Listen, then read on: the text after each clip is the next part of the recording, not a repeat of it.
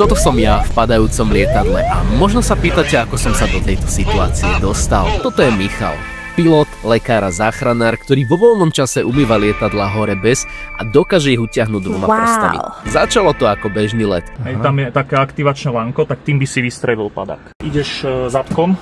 Hladne nastupujem do lietadla, v porovnaní s tými Boeingmi sa cítim ako v kosačke, netrvá to dlho a vzlietneme. Michal ma varuje, že keďže je dnes 36 stupňov, môžeme zažiť termické turbulencie. Netuším, čo to znamená. Pri Jaslovských Bohuniciach odbačame doľava, je tam bezletová zóna, míňame Senicu, Kunovskú priehradu a hrad Branč, keď sa zrazu Mišo spýta. Seš vývrtku? A ja že... OK, girl, ideme si otvoriť víno. No keď lietadlo rapidne začne spomalovať, je mi jasné, že ak toto prežijem, tú vývrtku fakt budem potrebovať. Trik spočíva v tom, že stroj spomalí natoľko, že stratí vztlak pod jedným krídlom, začne padať a točí sa smerom k zemi. A vy nemáte šajnu, čo sa deje. Ak je však pilot skúsený a letíte dostatočne vysoko, dokážete lietadlo zachrániť a získať opäť tlak pod krídlo. Mišo je akrobatický pilot a má nás pod kontrolou. Verí mi natoľko, že mi podá páku, môžem si to vyskúšať, kochám sa krajinkou a ani si nevšimnem, že pod môjim riadením sme klesli o 160 metrov a pred nami sú kopce. Mišo si berie teda riadenie späť. Prelietame ešte nad ikonickými časťami Bratislavy a pristávame.